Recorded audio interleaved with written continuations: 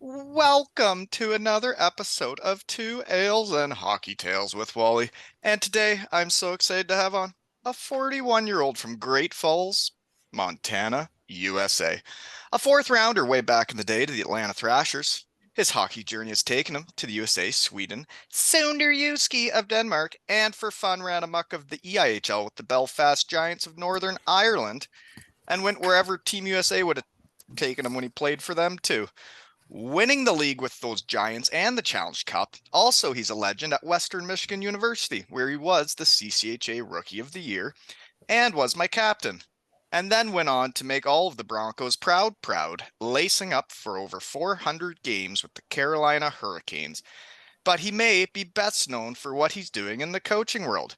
Started out as a player coach with those Giants of Belfast that won her, then jumped right into mucking it up in the A, and just in his third season became a Calder Cup champion with the Chicago Wolves. And in his fifth season found himself back in the gosh darn NHL again, this time with the Minnesota Wild. And he is set to take on the NHL and the Shed again. Welcome back, Pat Dwyer. Thanks, Wally. Thanks. How are you, Hell of an buddy? intro. Good, good. So, man, I think it was like way back in like the episode 30 something when you talked to me last time. Yeah, last time we talked, I'm pretty sure we were in the midst of a pretty heavy lockdown. If I remember correctly, it was during the COVID season, and everything was kind of shut down for the most part. That's, I guess, when I did my best thinking when I was sitting in my shed going, what am I doing? I should do something fun. And then I thought of this. Good idea. And it is fun. It still is. 407 episodes later, Patty. Yeah. So you've really been doing her since we talked last, eh? Last time we talked, I believe you had just got the AHL coaching gig, am I right? Yeah, I think last time we talked, I was in my second season of coaching in the A. Was fairly new to it, and with that being said, my first season was cut short at 60 games, and my second season was a 30-game season that started in January with no fans allowed in the building. We were playing in practice arenas, so yeah, pretty quick turnaround here. Well, you made her back to the NHL again, eh? And I brought this up numerous times in the shed, as I remember when we were at Western Michigan. You were drafted fourth round. You were CCHA Rookie of the Year. But I remember you saying to me, I am going to play in the NHL. I'm going to play at least one game. I'll do whatever I have to do to play at least one game in the NHL.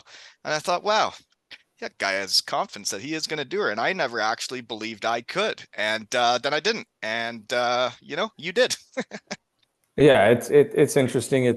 That was always the mindset through the process of it, right? As a player, was to just get one game, and then you kind of get there and you get at it, and that was kind of the hopes in the coaching world too, was eventually making it to that level. Obviously, as a coach, you don't want one game, Yeah. but you want to get there, and I didn't think it would happen this quick, but I've had some great mentors, people that helped me along the way and help me get into it, get my feet under me, and understand what it takes to be a good coach. And I mean, obviously, There's the people guy in the hockey world that believe in you, is what you're saying.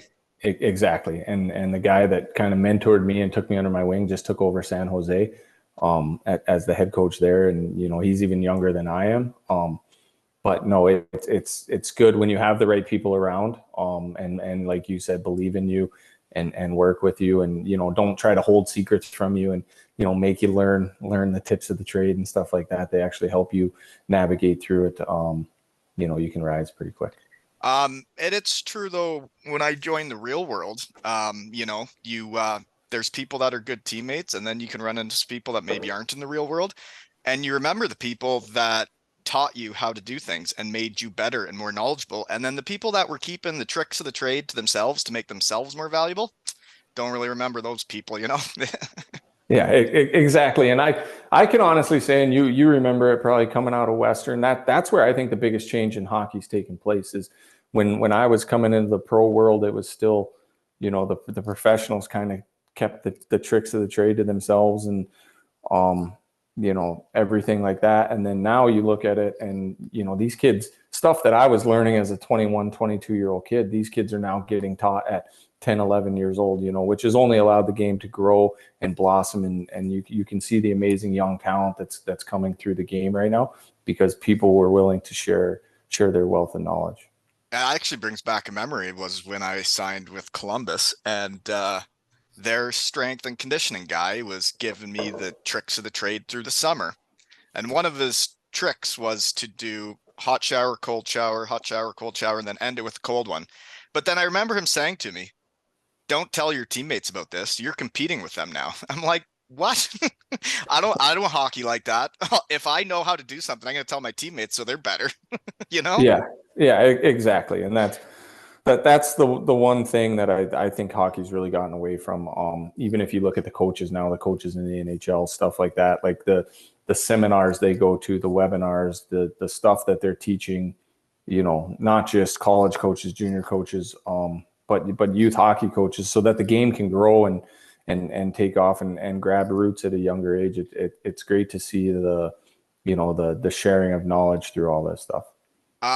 So I'm sure you remember the day you were called up to the NHL as a player, but how about getting called up to the NHL as a coach? How'd that go down?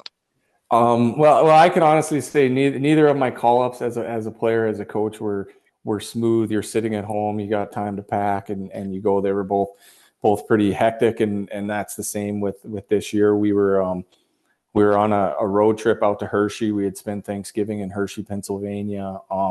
Played a 2-game set there. We were coming back. We were flying back from Hershey. We were in Denver Airport. We got laid over for 3 hours.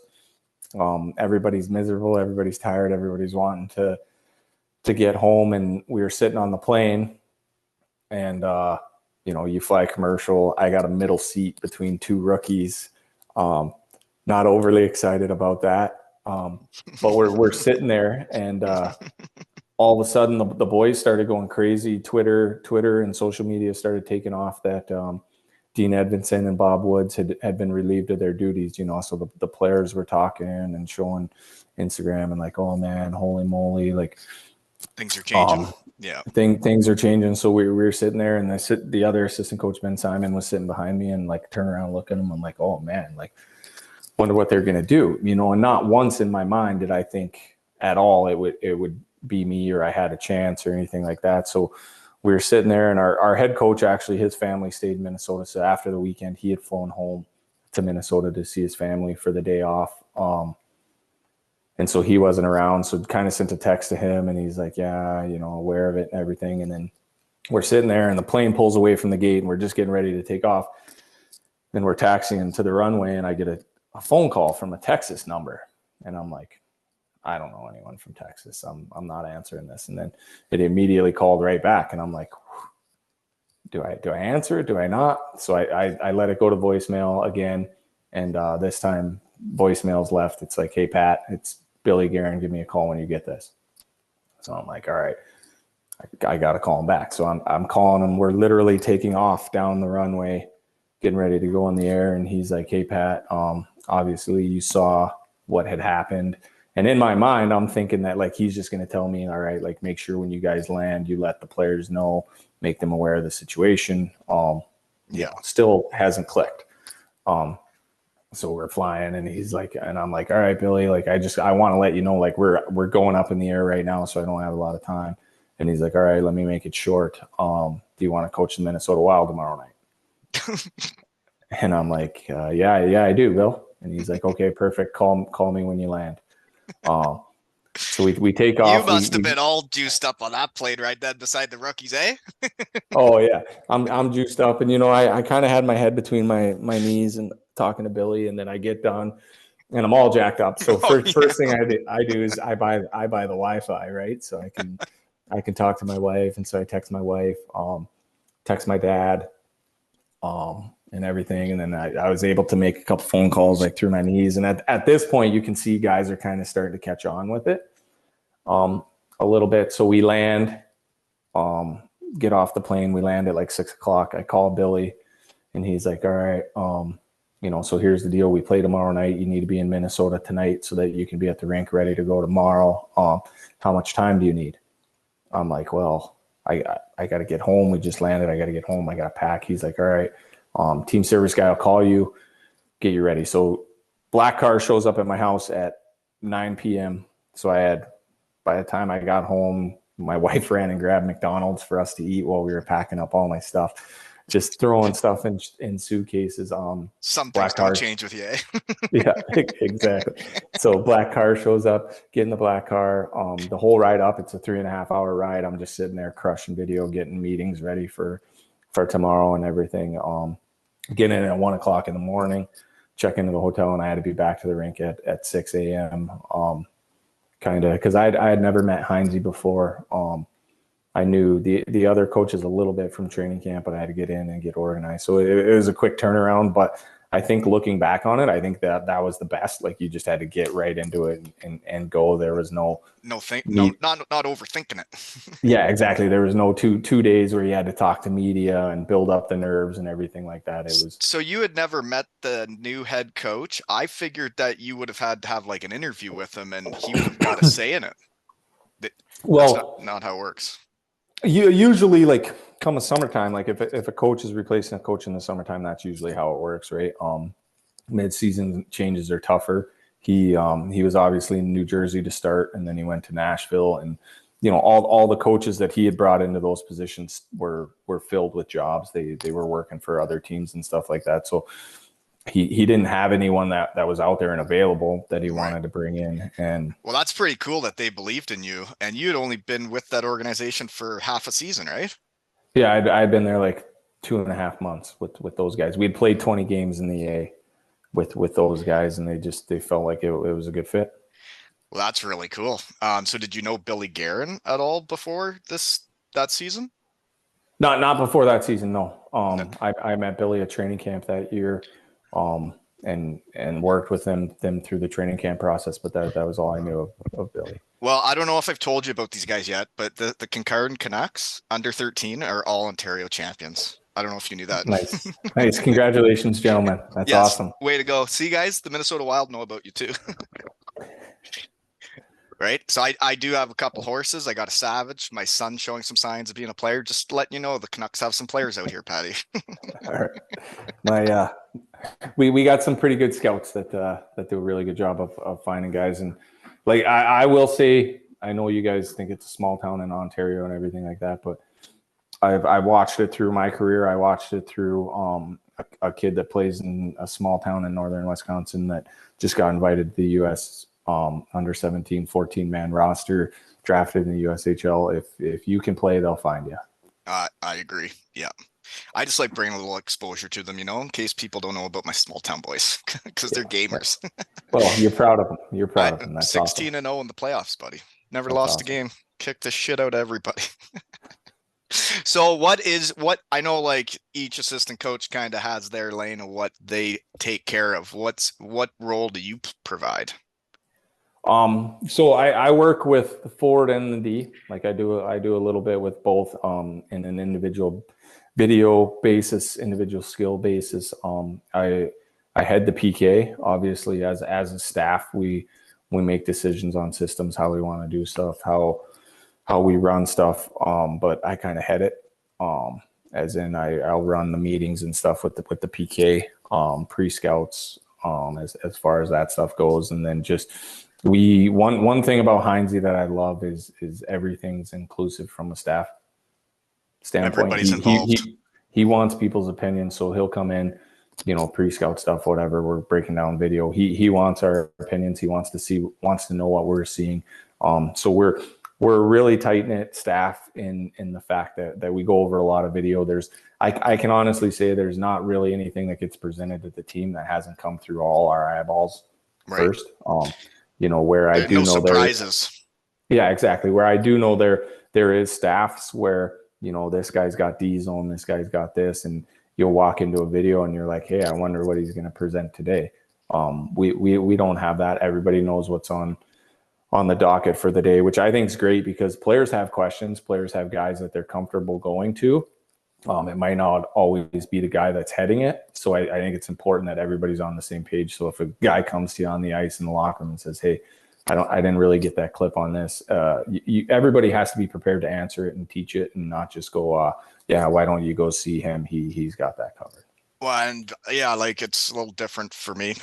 Like with the coaches, you guys got like when I started last season, it was me and another guy being co-coaches, and he was going to run the D, and I was going to run the forwards, and we did everything together. But then the other two coaches, when we were bringing them on board, I was like, so I don't think we need too many cooks in the kitchen here. So the coaching part, we'll do that stuff, and then you guys just make sure they're having fun and make sure we're not getting too many men on the ice, and you guys be ready to open those doors and make sure the boys are having fun. But the coaching stuff, let's just make sure we're all on the same page there. Yeah, exactly. And it's huge. I remember coaching. So during that COVID year, when I was on with you last time, I was able to coach my son's U12 team for a better part of the season. And it is. It's hard because parents want to be involved at the youth hockey. I mean, you have, for the most part, usually more volunteers to coach and everything. But like you said, it's important that you have your couple voices, and then the role, and it's super true, is the coaches that keep kids in line, keep kids from shooting pucks off the boards, keep kids having fun. So those people play a huge role in it. Because at a group level, even at 13, 14 years old, if a couple kids start going off and doing their own thing, you can lose kids quick. So Oh yeah. don't ever underestimate the have fun, keep kids in line coaches. They're very important. Oh yeah, having fun at the rink is what it's all about.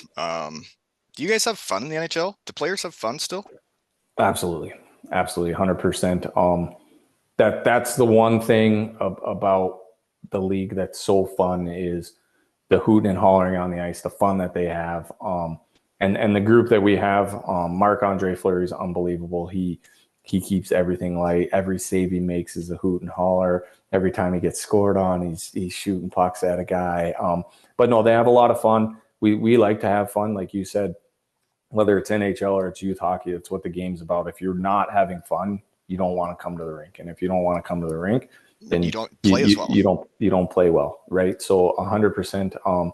It's kind of driven by we got a really good core that there's a line between fun and work. But I Yeah. think if you can do the hard things, if you can have fun doing the hard things, then it makes the easy things easier. Oh And yeah. come game time when it gets hard, you're ready for it. You know it's not like, oh, here we go. It's tough. Well, and that's how what I could kind of try to preach to my boys. It's like I want this to be fun, but you have to do things right for me to be fun. Because if you're not doing them right, I can't be fun. 100%, 100%. Um, so I was trying to lure you into my shed, but you said you had like a coach's retreat. So what'd you guys do for that? What Yeah. So NHL coaches do for a retreat? we got a couple. We actually just had one, and we got one coming up. And the one last weekend, more so than a coach's retreat, was an organizational retreat. So Craig Leopold and his wife Helen, they own a beautiful property about 3 hours from here in northern Wisconsin, and they took hockey operations staff, the coaching staff, the heads of all the office departments for the organization up to their property up there, and we had a 3 day bonding vacation on the lake where you do water sports, you fish, you ski, you pontoon, you do pickleball, you play. They have a private golf course there. You play. So Sounds tough. it was a great 3 days, and especially for myself being new to the organization, it was an opportunity to meet a lot of people that I knew names. I've seen faces, but never really put them together. But it was great to be able to see, the CEO, the CFO, the head of the ticketing department, head of the marketing department, and It not takes just put everybody to win, right? And you got to put it, faces to names. exactly. And I mean, there's something about when you're walking around the rink and you see someone that's not just, oh, hey, you can actually say, hey, by the first name. And like you said, it brings people together. Mm, I And then yes. And then we do have a coaches retreat. It's just coaches and management going up to Brainerd coming up this weekend, where we'll go the NHL coaching staff, the AHL coaching staff, and then the GMs of both teams will go up to Brainerd. We'll present them with the training camp video. So we'll give, now it's very common for the AHL. They run the same systems we do. So we'll present to them our video, give them the video so that they have it for their training camp, and so they're on the same page with what we're wanting to do going into training camp. There'll also be some dinners and golf and drinks mixed in there, but it's just good time for bonding between the staffs. And I'm really looking forward to watching your coaching career here, and I can't wait till you're holding a Stanley Cup. But like once you get to know all these people, it's kind of like the way I do the shed is like I went to Germany, I got to know people there in the UK and Denmark, so then I can talk to people there. You're in the NHL, getting to know the NHL people, and you already played there for 400 games, but it's like you come up with that other coach, now he's coaching the Sharks. It's like the more people you know, the more options you got, right? Yeah, 100%. And it's everybody talks about this. The hockey world, it's big, but it's small, right? Like people know people. It's very hard. I mean, you go to a professional team or a country that you played in, and it's very hard to find a player on a team that doesn't know you through somebody, right? Like it's so connected. It's such a connected world, and especially like anything in the business world that you're in, connections are huge when you're looking for jobs. People reference check, people call around, um, and it's not hard to find out about people in this game. It's true. It's a small world and people talk, right? Exactly. Um, so what was it like getting called up as a player? You still remember way back then? It was 2008-9. Oh yeah, I remember it. And the funny part is the first call up, I didn't even play a game. I got to the game. My parents drove down. My wife came in. Eric Dumais, a buddy From from Western. Western there, Yeah. he actually flew in for it and everything. And I took warm ups and was getting off the ice, and they were like, "Yeah, Patty Eves is gonna play tonight, so go ahead and get a bike ride in." And flew Now it back sounds to like my AHL career. flew back to Albany later that night. But no, the first original call up, much like my coaching call up, we were on the road in Bridgeport, and at that time, especially in the Eastern Conference, there were a lot of teams around. You'd kind of bang around in that Eastern Conference, but you would wear tracksuits to the game on the bus. So we were on a little 2 game road trip, swing out east, and we were in Bridgeport. I got the phone call that I was getting called up. All I had on me was my tracksuit, a couple pairs of underwear, and a couple pairs of shorts to sleep in. And got called up, and it was an afternoon game the next day. So I was running around. I told them, they were like, "Hey, don't worry about it. Just come into the game in your tracksuit." Um, so I walked into my first NHL game in an Albany River Rats tracksuit. Um, Played the game, played well. We were actually flying out to Toronto the next day. I didn't have my passport with me, so they let me skip practice that morning. I had to go across the street to the mall and buy an off the rack suit and tie and shirt and some clothes to make it through the road trip. My wife she had to send my passport next day air to Toronto. Um, yeah, so it was just the biggest circus as getting called up as a Um, coach. I can't imagine what that would have been like because I got all juiced up when the AHL would call me out. And just so you know, when you were playing your first NHL game, I was winning the second league in Germany, Pat. Um, Winning's winning. Winning is winning. And you know, one thing that makes me proud of you is because I saw it in the second league in Germany. You'd see it in the UK. Guys would come over to Europe that had played in the NHL and not give her tits. They would try and be like a different player. They would try and show everybody whatever, if they were a fighter, now they're a goal scorer, whatever. There were some guys that would play the right way and some guys wouldn't. Like in the lockout, you'd see it. They'd come over to our league and play like it wasn't serious. And it's like, come on. When you went to Belfast, you ran amok of that place, huh? Yeah, it was good. And speaking on that, I kind of learned my lesson in Sweden my first year going overseas. I was coming off a surgery that I wouldn't say I was 100%, but I tried to be something that I wasn't. Right. I tried to play the game from a soft side, from the outside, and it wasn't me. And Not it being was Greece. yeah, exactly. It was a tough year for me. And sitting back and reflecting on it, and going over, to Denmark and Belfast. After that, it was something that I was able to identify that this is what makes, whether it's in the NHL, American League, or Belfast, this is what makes me a good player. And looking at that team, we were really good too. Like we had some really good players for that league, and that helped too. And Kiefer, he's a good coach too. And that's where you got your start as a player assistant coach. Yeah, yeah. Kiefer's a really good coach. Still talk to him to this day, but that was a big part of the process for me because players think they know what coaches do, right? Like if you ask players, like, "Oh, what does a coach do?" Oh, he does some video, has beers after the game, and everything. But that was the real eye opener. You know, I'd go in the morning, I'd get changed in my gitch, I'd go sit in the coach's office. We'd go through, practice plan for the day, lineup for the day, video meetings for the day, and you kind of saw that, like, okay, these guys put a lot of time and effort into this, only on a practice day, and then you'd get done with the games and you'd be riding on the bus and you'd be sitting with Kiefer watching break down the video. And I mean, at that level, there's no video guys, there's no, some teams have maybe one assistant, maybe two.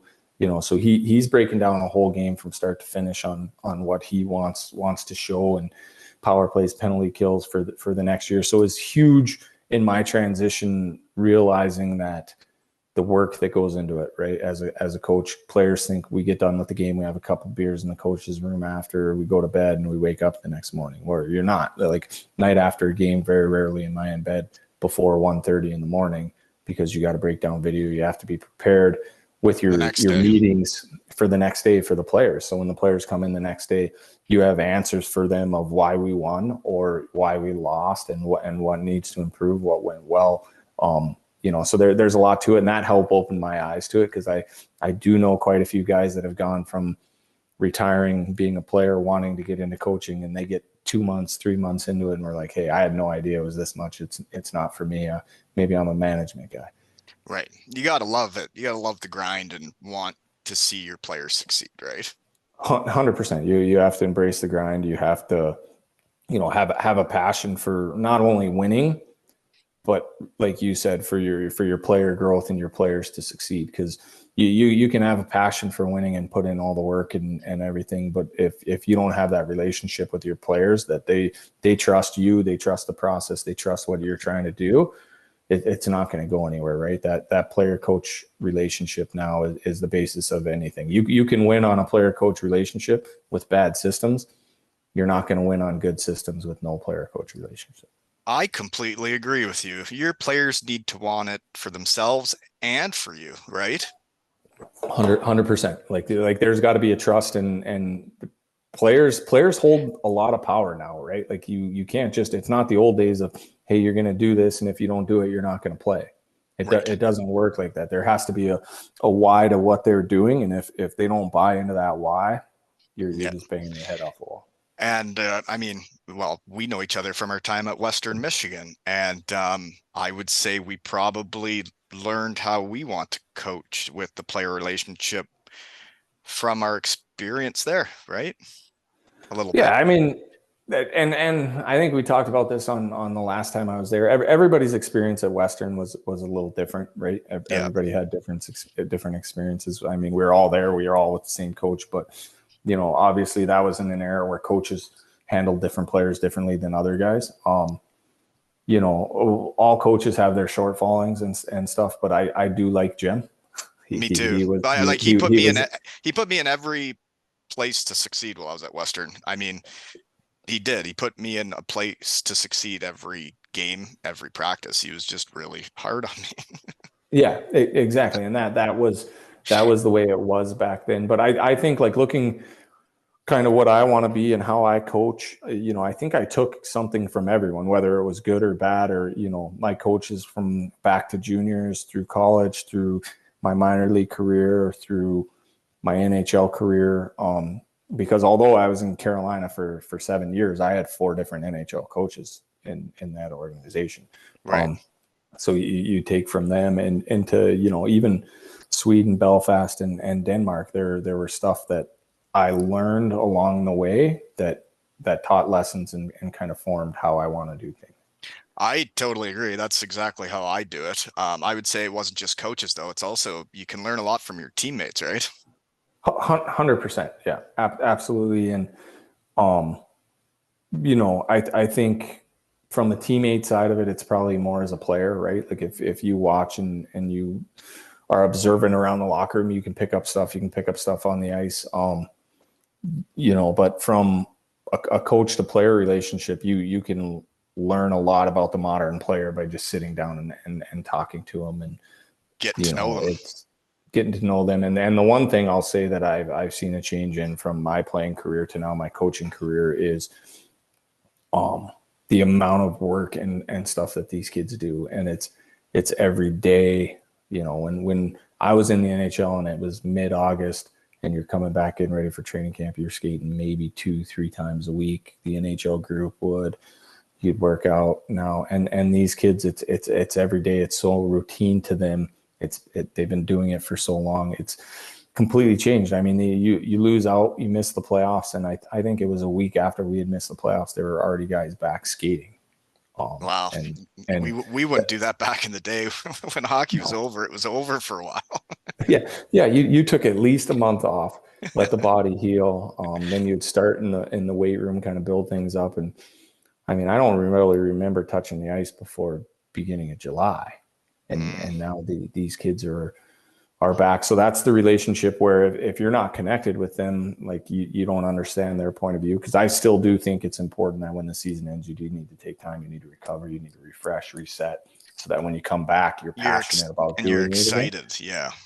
Exactly. And so, but when you talk to them, they just love doing it so much that okay, a couple days, my body feels better, and they're back. And it's different too. Like the skill stuff they do now from May to June, that it's not taxing, it's not hard, but they're playing hockey and they love it and they get to do it. And our getting ready for the season was bag skating and one-on-one battles and scrimmages, right? That's completely changed now with what these guys are doing. Yeah, I've seen it too. I mean, I was Ryan O'Reilly's puck mover guy last summer, and I did it because I wanted to learn about coaching and get new drills for my puppies. And seeing him train in the summer was like, I mean, I saw it at the end of my career when I started skating with him when I was still a player a handful of times, and then seeing how he trains in the summer, I really wish when I was a player I would have been doing that. Um, it makes sense, it's fun, and it's enjoyable. But speaking of learning from your teammates, it's like, well, we all know I, worked hard, played hard. And my knee gave up when I was like 32. But I have this Team Great Britain shirt because of Mark Richardson gave me his Team GB swag. Today he just played the game to become the most games played ever for Team Great Britain. And that guy took care of himself better than any pro I've ever seen. He lived clean, he lived right, and he is a machine and he's still going. And I think he's going into like his 17th season with the Devils. Yeah, it's funny. And I mean, I don't know, we can all look, we like to have a good time when we played. I think that's important too, right? Like I tell people, you only live at this level of lifestyle for a certain amount of time, right? Like, so you do got to pick your spots to have fun. Like, these younger kids, there's only a certain amount of time period where you can go into New York City or Las Vegas and walk into the best restaurant or the best nightclub and get a table and sit down and enjoy that experience. So I do think it's something that's fun in the right situation at the right time of the season. But it has changed a little bit for us. But I was actually talking with our skills coach the other day at the rink, and we were talking about like whether you get older and there's a drop off, or if these younger kids coming up are just so much more faster, skilled, and everything. And I think everyone's different, but I do believe there's a point in people's career where the fast twitch muscles and everything go, and it's how you adapt to it. Corey Perry has taken up with being a fourth line guy and being smart and heady and using his head and being in the right spots to stick around. Other guys get frustrated with the fact that they can't keep up and they can't play the way that they used to, and they retire. But some people just have the genetics, and I mean, I'm sure it goes along with how he takes care of his body and the way he trains and everything. But Well, I I, think I it's your mind too, right? Like even if yeah, you lose your step, I mean, my last couple seasons I was playing basically on 1.5 legs, and I mean, I didn't have to get around like I used to. I just had to know where to be to get the puck. But those exactly. guys that can play longer, that can play down in the lineup, it's the intangibles, right? Yeah. It's like I don't care how slow Ryan O'Reilly gets, you still want him in the lineup no matter how old he gets. Yeah, 100%. But it ultimately comes down to Ryan O'Reilly, right? Does he accept that? Does he agree with that? And you get guys at that level, like look, I'll go back to Corey Perry. The guy made, $10 million for a long time, and all of a sudden teams are offering you 800,000. Yeah. Can you come to terms with taking that and doing that and to stay in the league and maybe win a cup, or are you like, hey, listen, I made money. Yeah. I'm not an $800,000 player. I'm just gonna retire. But I think, like you said too, it's fortunate. Like I mean, I don't know his career path with his injuries and stuff like that, but staying healthy through your career takes a big toll on that too, because we've Oh all yeah. been there with shoulders and knees where the injury happens when you're 22 and it doesn't bother you for a while, and then all of a sudden it catches up to you. So Yeah, the aches and pains can really catch up to you in your 30s. yeah, exactly. Um, but one thing I love talking about is winning. And I think I always say it gets people places, it gets people talking. I think at Western Michigan, if we win more guys go places when we were there, and you see it now. They're winning more, guys are going more places. But you get into this coaching thing, and his name is Ryan Warsofsky, who hires you in the AHL, right? And Yeah, then you're one of his guys, right? And you're his guy yeah. because he brought you on board. But then you guys win together, and now you're both in the NHL. Isn't that fun? Yeah, no, I mean, winning's huge, and I think the biggest thing, everyone just thinks winning. People want winners, but the journey through it is people don't realize how hard it is to win. Yeah. Yeah. It is extremely hard to win, whether it's at the youth hockey level, juniors, college, pros. It's extremely hard to win. You have to have a really good team. You have to have luck. Honestly, you have to stay healthy. You have to get through certain parts of the year, and so it's extremely hard. And that's what happens. Winning makes hard people and people that can get through hard times, and that's why people want winners, because they know down the road when things get hard, these people have been through it and they know how to get through it to give you an opportunity to win, right? And I totally that's agree though, and it's weird for me when I check out people's hockey when the research team gets hot and I'm checking out hockey resumes, and it's the guys I call shed guys. It's amazing that the winners have a track record of winning, and once they do it, they continue to do it, no matter what leagues they go to. yeah, and it is contagious, right? Like it is, and like you said, watching people, if you've watched someone that's won go through a situation, you can learn a lot from it, and it's contagious. And if you have the right group that watches people that have been through it, that's what happens is you win. Yeah, and so you guys won the Calder Cup. So, um, how'd it go? Who'd you beat in the finals? How many games? We beat Springfield. We we were a really good team that year, right? Like we had a Well, really good you team. better be We if you're were gonna win it. yeah, we were built to not only go far but to hopefully win it. So we had a good squad. We went through and if you look at the series, it doesn't seem like it was hard, right? Like we went 3-0 through Rockford. We did beat Milwaukee 3-1. We went through Stockton in 6 games, and then we went through Springfield in in 5 games.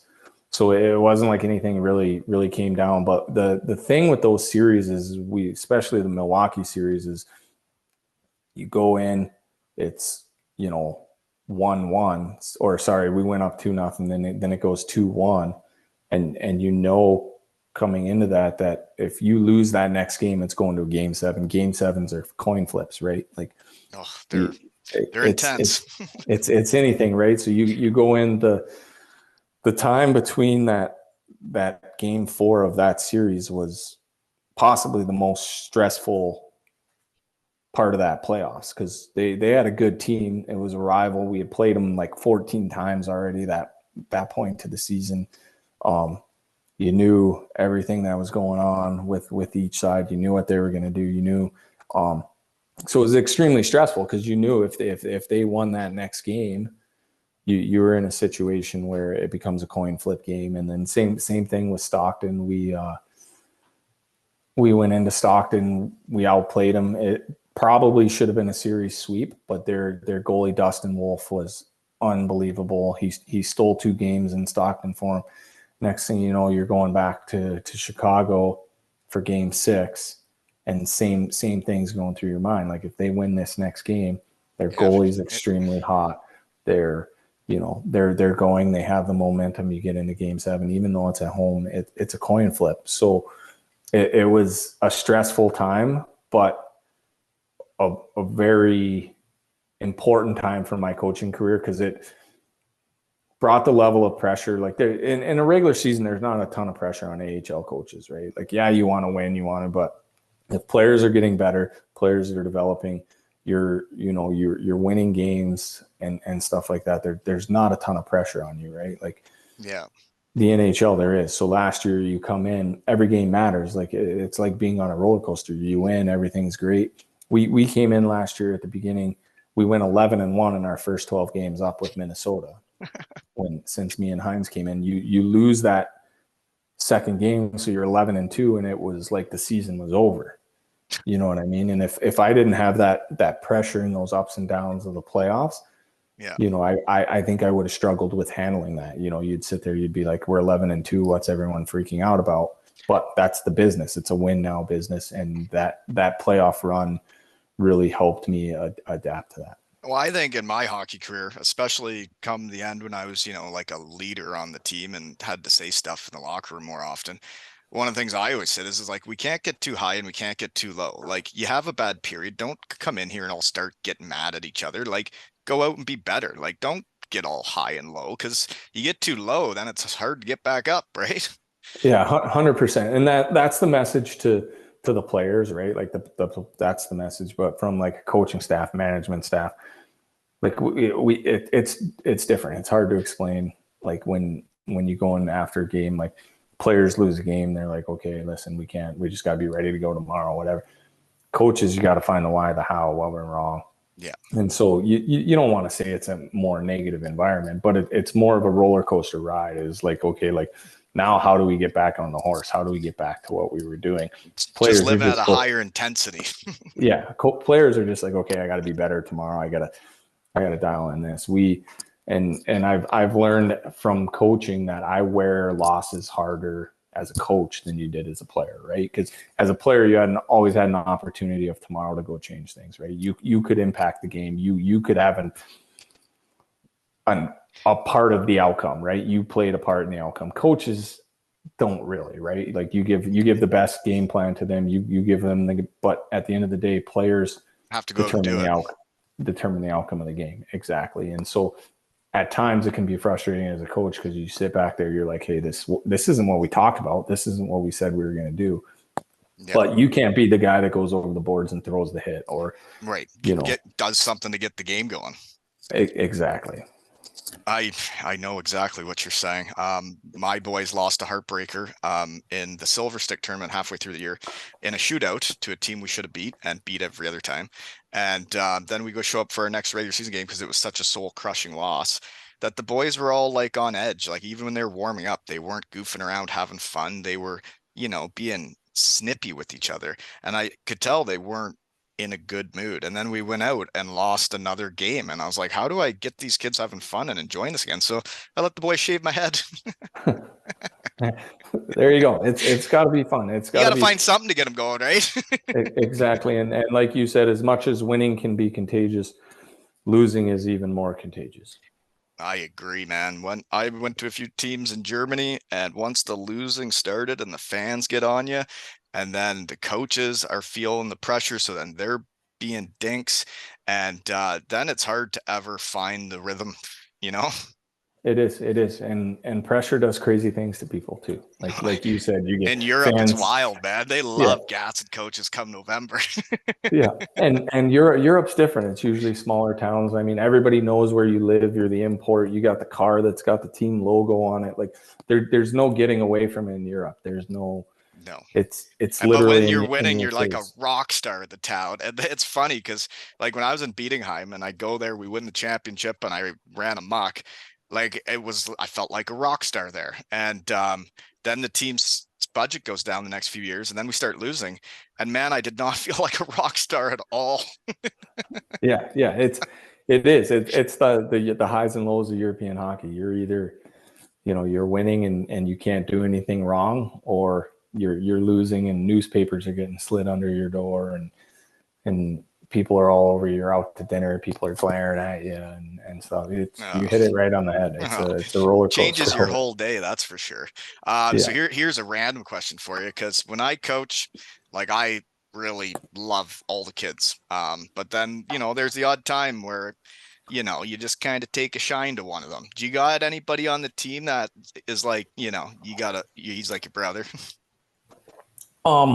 Yeah, I mean everybody, but it goes back to the relationship, and the thing I'll say in that, and I'm sure you can attest to it, is coaches like coachable people. Mm-hmm. Right. So you have a tendency, if there's a guy you're working with or coaching and he's open-minded to it, he's trying it and everything like that, you're going to have a relationship. And you not say, I wouldn't say favor, you never favor Right. anyone, but No. you want to see that person succeed, right? Like you've seen them put in the work, you've seen them watch the video, you've seen them practice it. So you want to see them succeed versus, maybe it's the guy you go to, you're watching video with, and he's just kind of like, okay, you try to work with him after, and he's like, I'm going to go do this, I'm going to go do that, right? Like, Yeah. it's not that you want to see that guy fail. It's just You want him to want it with you. exactly, and it goes back, and then the message becomes, well, we can't want it more than you, right? Yeah. So, but I think it's natural for coaches when you find somebody that's coachable and workable, and is down for the journey and to get better. You take a natural shine to them. Yeah. And when I was a player, I always appreciated the coaches that wanted to stay on the ice with me and help me with something. It was like when I got down to the coast and things weren't going that well, I went to the HL, things weren't going well. So I go down to the Dayton, Ohio, and Derek Clancy, who's now the assistant GM of the Leafs, would stay out with me after practice working on getting my shot off on a D-man on the rush, because they had better sticks than college. I was getting them deflected. I wasn't getting my shot off. And I remember him staying out on the ice with me and just going over it and over it and over it. And it helped me for the rest of my career, Yeah, 100%. And then there's guys, and that's kind of like we talked about, though, the difference in the game is not only players, but coaches are more willing to do that and stuff. And, I look back at my coaching career, early in my coaching career, my first year, we had Gustav Forsling, absolute dynamite playoffs this year for Florida, was unbelievable. But we had him, we just got him in a trade. He'd been through Chicago. He's a high draft pick, kind of fluttered there, came in, but he wanted to work. He wanted to learn. He wanted to be pushed every day. Right. And he made you better as a coach because you had to have something for him, but you couldn't fluff it, right? You had to have video. You had to go through the video. You had to watch him. You had to have reasonable stuff, because if you just went to him with stuff, he'd look at you and go, That's the best you got. Yeah, you know what I mean? So he wanted to be pushed, but he pushed you as a coach to have that stuff and to look for that stuff and to make him a better player. But then he wanted to be a better player. So when you see people like that succeed, you're happy, you're proud of them. I can sit back and look at the work he did. And, I think at the end of the day, Carolina's probably scratching their heads, because we pounded on tables pretty good saying that he was ready to be in Carolina. And, the year they lost him on waivers, they were a little backed up on the D side and tried to slide him through waivers, and it didn't happen. And then you look at him now. Yeah. Yeah. But I still text the guy, and just to see him do that is amazing, and see the player he's become, because I knew it wasn't just a fluke. It wasn't just a switch flip. I knew that he had put the work in to get there. Well, and that was cool for me when Florida won, because my line mate from Beatingheim, PJ Fenton, is a scout for them now, and we still stay in contact. And he sends me videos and pictures every time he's at Lawson Ice Arena with our Broncos, and he lets me know if he's checking out any of our Broncos. But then when they won the Stanley Cup, I just wrote how proud I was of them. And I said, I need a pick. And then he sent me a picture while I'm watching it on TV and seeing people celebrate with the Stanley Cup. I get a picture of him with the Stanley Cup, and I felt like a part of it. Yeah, no, it's awesome. It's great to see people that you played with and been in the game with have success, because like we talked about, usually it's the ones that you look back, and I'm sure he worked hard as a player. I'm sure you can look at what he's done as a management and scout, that they deserve it. They do. Yeah, well, to win, you do have to work hard, right? And it takes everybody. It takes the scouts, it takes the ticket sales, it takes everybody in the arena that makes it go, right?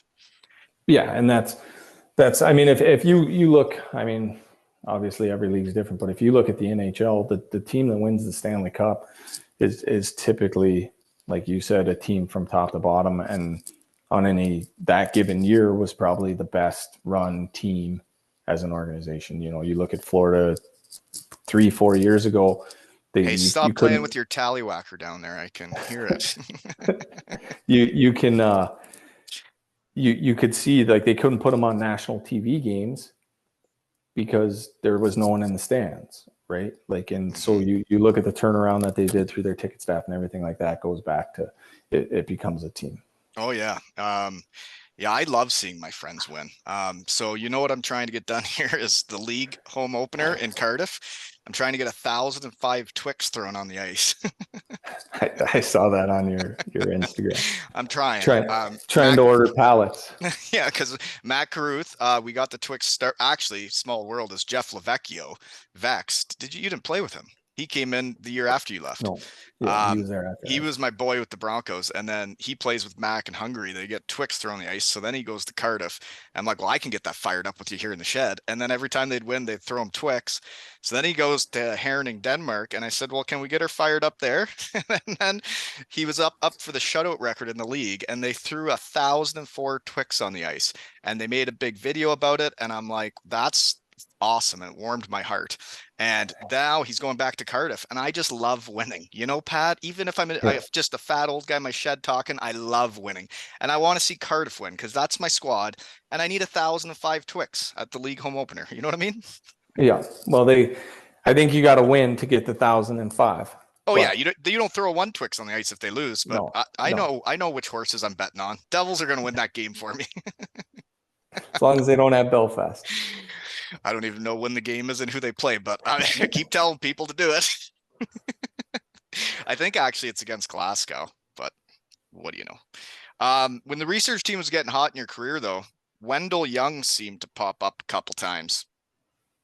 Yeah. So he was the GM of Chicago when I played there. Or actually, I'll take that back. He was the goalie coach slash assistant coach my first year pro in Chicago, and then he took over as the GM there and was a GM for a really long time. And then when we came back as coaches, he was still there as the GM.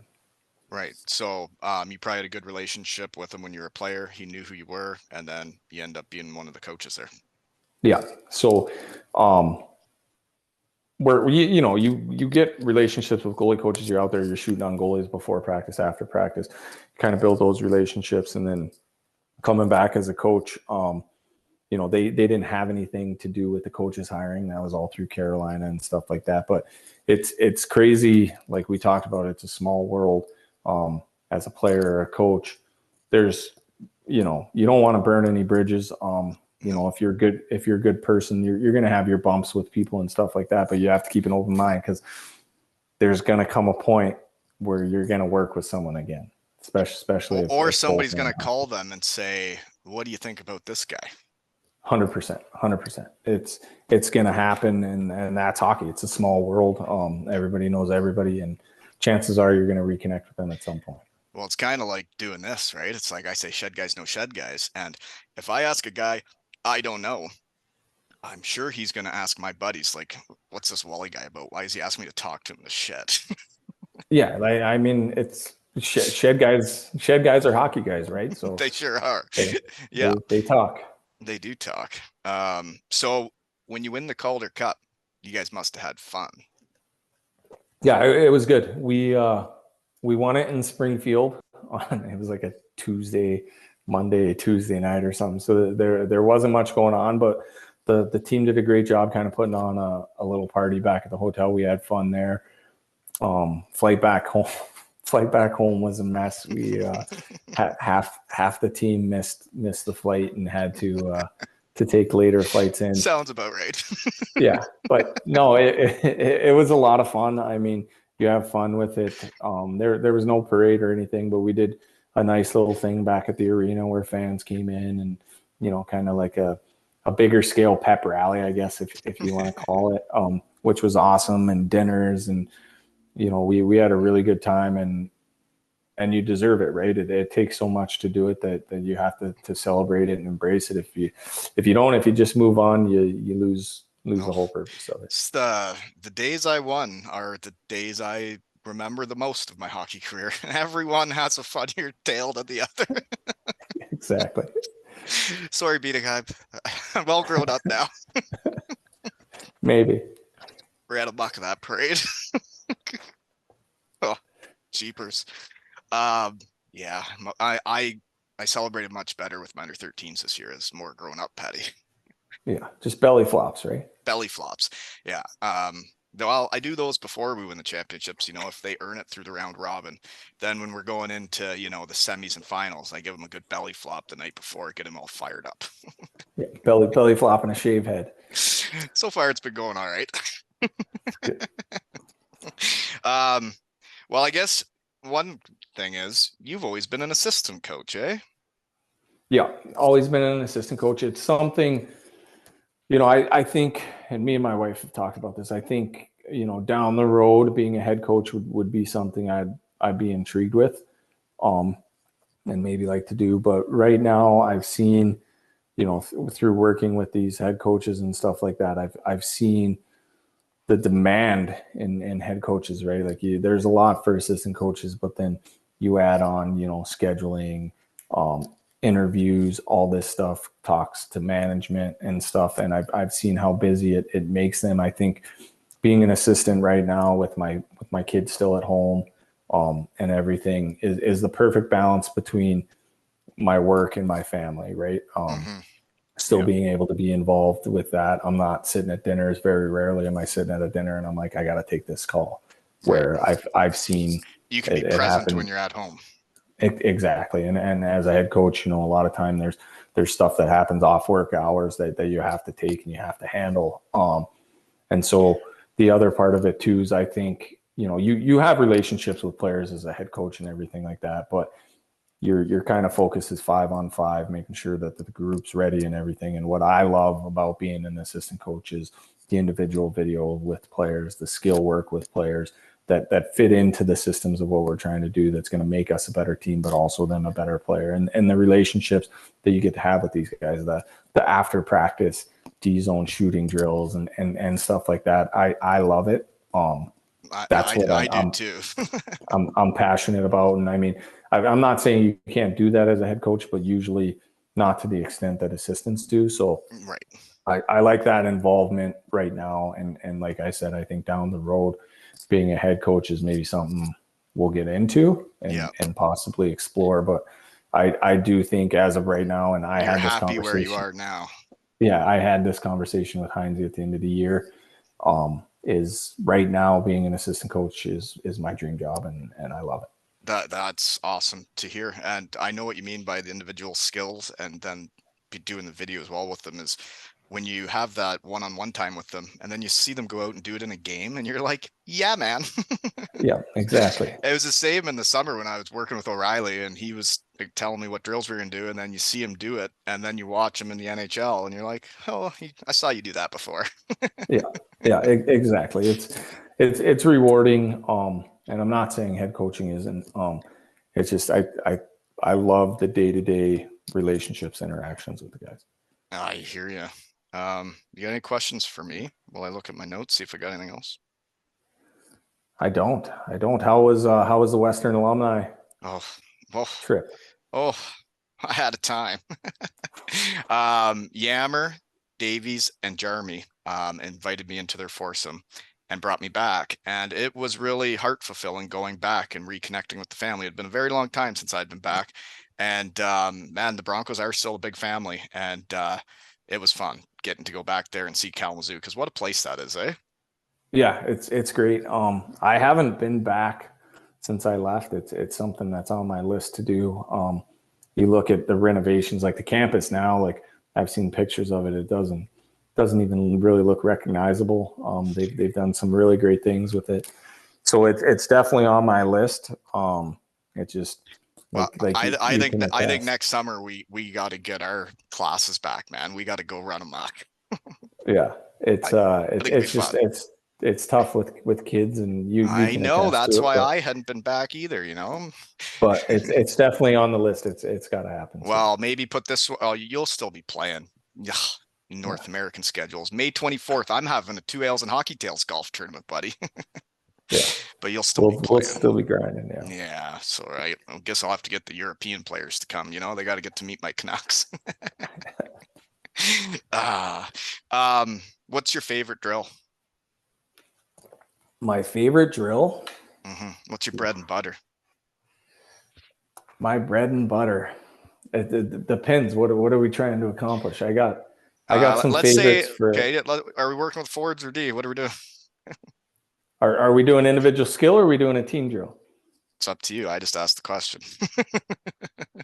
If you could do Um, if you could do one drill with the fellas. one drill with the fellas. I don't know. I got a it's a breakout, regroup, ozone drill that I like. And when you get coaches involved into it's fun for everybody. Where you get coaches forecheck and you get coaches pressure, and it just kind of, we call it a system recap, Yeah. and so it kind of touches on a little bit of everything. It hits everything. It's quick. It's got a ton of pace. There's shots involved in it and stuff. So I like it because it kind of touches up on everything.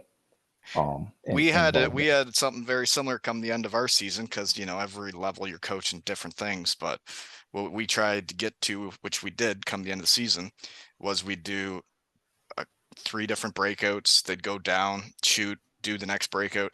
Then we'd do the neutral zone regroup, quick ups, D to D, and then seeing the kids like get all the different things we had taught them and do it as a 5-man unit over and over and all the different things we had taught them. It was like, wow, you guys really get this thing.